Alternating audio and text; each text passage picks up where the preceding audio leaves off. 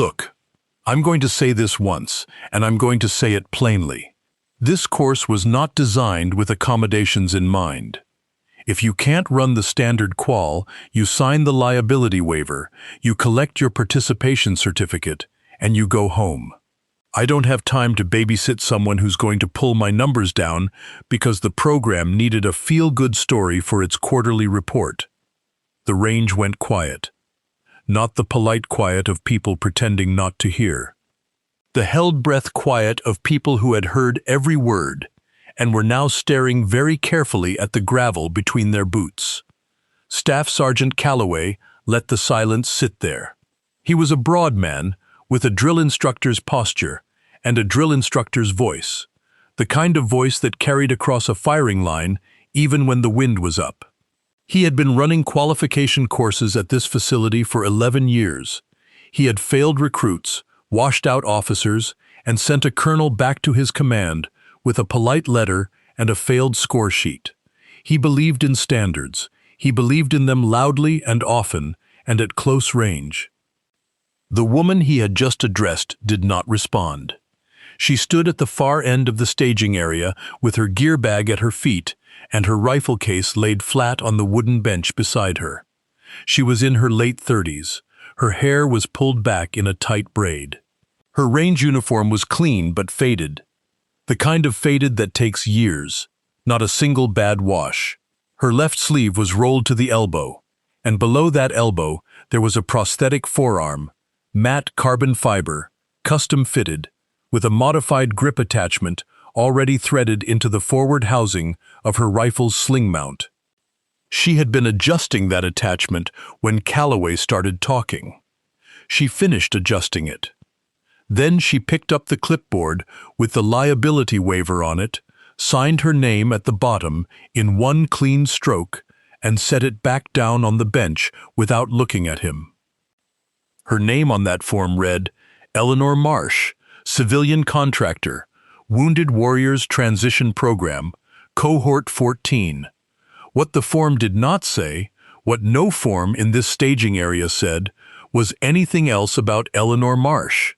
And that was the first mistake Staff Sergeant Calloway had already made, though he did not know it yet. There was a man standing at the back of the staging area, near the equipment locker, who had arrived 40 minutes before anyone else. He had introduced himself to no one. He wore civilian clothes, a canvas jacket and worn hiking boots, the kind of nondescript outfit that a person wears when they do not want to be identified by their rank. He was perhaps 60 years old, lean and weathered, with the particular quality of stillness that certain people carry. The kind of stillness that is not absence of motion, but absolute economy of it. His name was Raymond Holt. He had driven 3 hours to be here this morning. He was watching Eleanor Marsh the way a geologist watches a fault line. Quietly, patiently, with the full understanding of what was under the surface. Sergeant Calloway moved down the staging line, running through the brief for the assembled candidates. There were 9 of them this morning. 8 from the transition program and 1 active duty observer from a neighboring post who was here on a training rotation. He covered the course layout, the target distances, the scoring protocol. The qualification ran 9 targets. Targets 1 through 3 sat at 400 meters. Targets 4 through 6 pushed to 900. Targets 7, 8, and 9 were set at 1,800 meters. 1,800 meters. That last number did something to the air in the staging area. One of the candidates shifted his weight. Another cleared his throat. The active duty observer made a mark in his notebook and said nothing. Calloway saw the reaction, and he liked it. He always did. The final 3 are where this course separates the qualifiers from the tourists, he said. Last rotation, we had 12 candidates at the line for target 7. We had 4 at target 9. Of those 4, 2 hit. Those 2 qualified. The other 10 went home. He paused. The program says you're all here to reintegrate into professional marksmanship environments.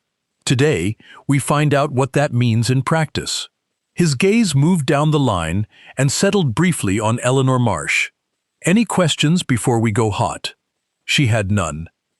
The morning was cool with a steady wind coming down from the ridge, gusting between 8 and 12 miles per hour with irregular timing. It was the kind of wind that a shooter learns to read the way a sailor reads water, not with instruments, but with experience, watching the mirage, feeling the flag, counting the rhythm of the gusts, and finding the still pockets between them. Targets 1 through 3 went down the line without drama. Most of the candidates were competent at 400 meters. It was a standard distance, a training distance, a distance where technique was sufficient and where the physics were forgiving enough that a margin of error in trigger pull or breath control would still produce a hit. The scores came in clean. Calloway marked his clipboard and said nothing worth recording. At 900 meters, the field began to thin. The 5th candidate dropped his first shot into the dirt, 3 feet low and right. He adjusted, fired again, hit the edge of the plate. It counted as a partial, which meant he was still in the running but bleeding points. The 7th candidate, a former infantry sergeant with a below-knee prosthetic and a scope that cost more than most people's cars, drilled all 3 targets in a grouping that made Calloway's range assistant whistle softly under his breath. Eleanor Marsh fired last on each target, per the rotation order. She fired slowly. There was no urgency in her. Between each shot she breathed, and waited, and breathed again. Her position behind the rifle was unusual, a modified setup that accommodated the prosthetic arm, the forward grip seated differently than standard form, the whole architecture of her shooting position built from scratch around what her body was, rather than what it had been. It should have looked awkward. It did not look awkward. It looked like a language. At 900 meters, she hit all 3. Clean. Center. Every shot within a space that Calloway's assistant estimated at 6 inches at distance. Calloway watched through his own scope without comment. Around target 5, he stopped making remarks. Raymond Holt, at the back of the observation line, folded his arms and watched. The wind picked up. The 2 candidates who had been marginal at 900 did not make it to the final stage. One withdrew voluntarily, citing a sight malfunction that everyone knew was not about the sight. The other fired twice at target 7, missed both, and retired from the line. That left 7 candidates for the final 3 targets. 1,800 meters. The rangemaster made the call over the radio, and the far end of the valley, nearly 2 kilometers out, shimmered in the morning light. The steel plates out there were barely visible to the naked eye, dark rectangles on pale grass, each one angled so that a hit would produce an audible ring that the spotters would confirm by radio. The active-duty observer looked through his binoculars for a long time and then put them down. "Long morning," he said quietly, to no one in particular. The first candidate at 1,800 fired 3 shots. He hit once. By the standards of the course, 1 hit at 1,800 was insufficient for qualification. He accepted the result without complaint, shook the rangemaster's hand, and stepped back from the line. The second missed all 3. The third hit 2 out of 3, which meant he was in the qualification window pending score calculation. He exhaled hard and stepped back with the look of a man who was not certain he had done enough.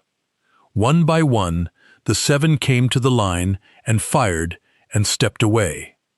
By the time the rotation reached Eleanor Marsh, 4 of the 7 had hit at least 1 target at 1,800. 1 had hit 2. The candidate who had drilled targets at 900 had hit all 3 at 1,800 and was now standing at the back of the line with his arms crossed and the quiet satisfaction of a man who had done what he came to do. Eleanor Marsh was last in the rotation. She took her time setting up. She adjusted the bipod legs by 2 millimeters on the left side. She checked the wind flag on the far post, then the one at mid-range, then watched the grass at the 1,800-meter mark through her scope for nearly a full minute without touching the trigger. Calloway stood behind her and slightly to the left, watching through his spotting scope. He said nothing.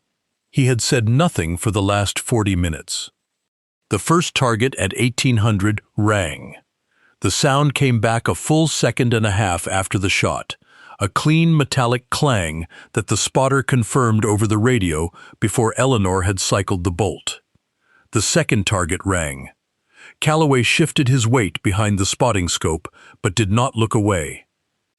The third target, the final target of the 9-target qualification, was not the same as the others.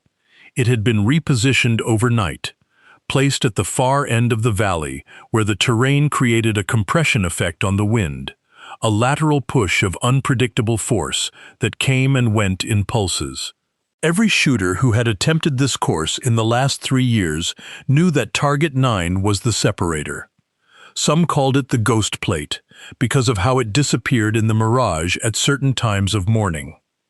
Eleanor was quiet for a long time. The range was quiet with her. The wind moved through the grass in the valley below. A radio somewhere crackled softly with ambient static. The active duty observer had stopped writing in his notebook. The rangemaster stood very still near his trailer. If this channel means something to you, you can help keep these stories coming on Patreon. The link is right there in the description below. Eleanor fired. There was a beat, a held, collective breath. Then the spotter's voice came over the radio, flat, professional, confirming. Hit. 9 of 9. Nobody moved for a moment. Then the rangemaster said something quietly to his assistant. The assistant wrote it down. The active duty observer looked at his notes, then at Eleanor Marsh, who was already cycling the bolt clear and applying the safety, going through the standard end-of-firing sequence with the same unhurried precision she had brought to every other action on this range today. Calloway's spotting scope was still pointed at the target. He had not moved.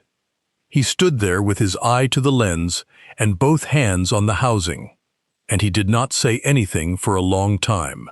When he finally straightened up, his posture was different. It was not the posture of a man who had just been embarrassed.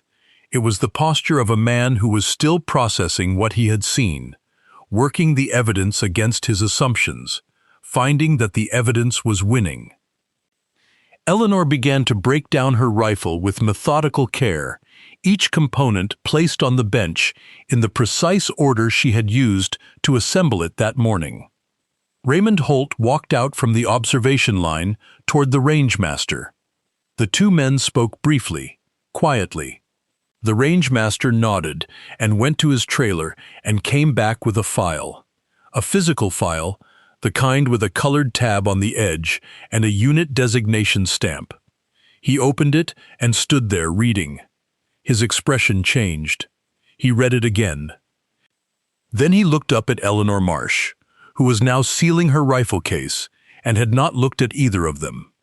"Gentlemen," Raymond Holt said, and his voice was the kind of voice that produced attention without volume. "I think there are some things about Ms. Marsh that the program file didn't circulate." The assembled candidates, the range staff, and Calloway had all drifted into a loose semicircle, the way people do when they sense that something significant is happening and they do not want to be on the wrong side of it. Holt took the file from the rangemaster. He did not read from it dramatically. He read from it the way a man reads a document he already knows, citing it for the benefit of an audience. Eleanor Marsh, Staff Sergeant, retired. United States Army Special Operations Command, assigned to the Intelligence Support Activity from 2009 through 2017. 3 combat deployments, Iraq and Afghanistan. Primary specialty, long-range precision fire. Secondary specialty, signals intelligence. She held the qualification record at this exact range for 6 years. Set it with a score of 9 of 9, same as this morning, but under conditions with a stronger crosswind and a third target replacement that added 40 meters to the final shot. The record stood until the range was redesignated and the scoring protocol was changed in 2019. He paused. She was awarded the Silver Star for actions in Kunar province in 2012, where she held a position alone for 4 hours during an exfil that went wrong, providing overwatch fire that allowed 11 personnel to reach the extraction point. She was wounded during those 4 hours. She completed the task before she accepted medical treatment. The range was very quiet. She lost the arm 18 months later in a separate incident in Anbar province, where she was attached to a joint task force in an advisory capacity. She was awarded a second commendation for that action as well, which is in a section of this file that I'm not authorized to read aloud in this setting. He closed the file. She is here today as a participant in the transition program, which she joined not because she needed to learn to shoot, but because she wanted to demonstrate that the prosthetic integration protocol her rehabilitation team developed, in partnership with a program at Walter Reed, could be validated by a standard military qualification course. He let that land. Today, she validated it. 9 for 9 at 1,800 meters. He looked at Calloway. Calloway was standing very still. "Sergeant," Holt said, with perfect evenness, "I think you may have had some words for Ms. Marsh this morning." Calloway did not answer immediately. He was looking at Eleanor, who had her rifle case in her hand and was ready to leave. She met his gaze without expression, not with hostility, not with triumph, just with the calm gray eyes of someone who had finished what she came to do and was now thinking about the drive home. "I owe you an apology," Calloway said. His voice had lost its carrying quality. "I made assumptions I had no right to make." Eleanor looked at him for a moment. "Yes," she said, "you did." She did not elaborate. She did not need to. She picked up her gear bag and her rifle case and walked to the sign-out table near the gate. The active duty observer was staring at his notebook. He had stopped writing somewhere around the 6th target. He looked up at the range where the steel plates sat nearly 2 kilometers distant, and then he looked at the door through which Eleanor had just passed, and he was quiet for a long time. The report went up the chain of staff within 48 hours. It did not generate a formal investigation because what had happened at the range had not crossed a line that required formal process. Words had been said, a form had been signed, a qualification had been run, no regulation had been broken. But words have mass, and the mass of these particular words, said in front of 9 witnesses and a retired 06 who had driven 3 hours specifically to observe the qualification, had accumulated into something that could not be quietly set aside. Calloway was reassigned 4 weeks later. The reassignment was described in the official paperwork as a lateral transfer to support a new training initiative at a different facility. The people who processed the paperwork described it as something else in more casual settings, using language that was not in any official document, but that passed from person to person along the informal networks of military communities with perfect efficiency. He did not dispute the reassignment. He had stood at the spotting scope and watched 9 shots land, and something in that experience had done what no formal reprimand could have done as thoroughly. Some lessons do not need documentation. The rangemaster, who was not a man given to sentiment or ceremony, made one change to the course briefing for subsequent rotations. In the section where he described the qualification protocol and the historical pass rates, he added a paragraph. It mentioned, without naming anyone, that the course record for a prosthetic-assisted qualification had been set on a morning with a 12-mile-per-hour crosswind. 9 of 9, with the ghost plate hit on a single shot after a 40-second observation hold. He said, when asked about it, that he thought candidates should know what was possible. The transition program, for its part, submitted Eleanor's session data, her position setup, her modified equipment, and her shot timing to the Walter Reed team she had been working with for the previous 8 months. The prosthetic integration protocol that she had helped develop was formally submitted for evaluation. 3 months after the range day, it was approved for piloting across 2 additional rehabilitation centers. Eleanor was not present for any of the formal proceedings that followed. She had returned to the quiet life she had been living. A small house near a body of water, a garden that was modest but carefully kept, a dog of medium size, and strong opinions about when it was appropriate to wake up on cold mornings. She did not speak publicly about the range day. She did not need to. Other people did that for her, and they did it with precision. The story travels the way the best military stories travel, not through official channels, but through the informal ones, person to person, usually shared over bad coffee or a late meal after a long training day. New candidates arriving at the range sometimes heard it before they arrived. They heard about the morning when a staff sergeant with a prosthetic arm and a faded range uniform drove to a qualification course and signed a liability waiver, and then put 9 rounds into 9 targets, the last 3 at 1,800 meters, in front of a drill instructor who had begun the morning by suggesting she go home. They heard it told differently depending on who was telling it. Some versions had more detail about the wind. Some had a longer pause before the final shot. Some versions gave her a line she never actually said, a sharp response to Calloway's opening remarks, something cutting and perfectly timed. Those versions were satisfying in the moment, but they missed something essential about what had actually happened. What had actually happened was that she had said nothing. She had signed the form and taken her position and done the work. And that, in the way of things that matter, turned out to be louder than anything she could have said.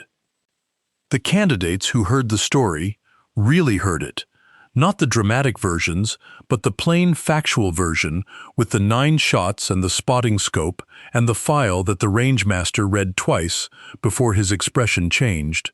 Those candidates tended to carry something from it that was hard to name precisely but easy to recognize. A particular quality of attention to the person standing next to them at the line, a willingness to reserve judgment until the work was done, because that is the thing about assumptions. They are not neutral, they have weight, and the weight does not fall on the person making them. It falls on the person they are made about. And sometimes the person they are made about is the most dangerous marksman in the valley, standing at the far end of the line with a prosthetic arm and a faded uniform and 9 shots they have not yet fired. And sometimes the wind is in the right place, and the scope is set correctly, and the patience is sufficient, and the ghost plate rings, and the sound comes back a second and a half later, clean and flat and final, and the range goes quiet. Raymond Holt, the man who had driven 3 hours to watch, had been asked afterward why he came. He had served with Eleanor's commanding officer in a different context, in a different decade, and word had come through channels that she was running the qual and that she might appreciate a friendly face. He said he came because he wanted to see it, because there are things you want to be present for, things you want to be able to say you witnessed with your own eyes. Not because the moment needed you there, but because some moments deserve witnesses. He had seen it. 9 of 9. The wind gusting at 12. The ghost plate sitting in its particular pocket of compressed air at the far end of the valley. The deliberate pause before the final shot. The silence, the crack, the weight, the ring. He had seen it, and he had seen Calloway's face when it was over. That, he said, had been worth the drive. 3 years after the range day, a candidate in cohort 22 asked the range master before the course began whether the story about the transition program shooter and the 9 targets was true, or whether it was one of those stories that ranges grow over time. The range master thought about it. "I have the score sheet," he said. "I have the radio logs from the spotters. I have the weather data for that morning and the wind readings from both flags." He paused. "You tell me." The candidate said nothing more. She lined up at the far end of the staging area and began adjusting her equipment. She was there to do the work. That is how it always starts. Quietly, at the far end of the line. And sometimes the quiet ones are the ones you should have been watching all along. For more stories where quiet competence humbles loud arrogance, subscribe to Old Bill's Tales. If you'd like to help keep these stories coming, you'll find my Patreon linked in the description below. Thank you for standing with me.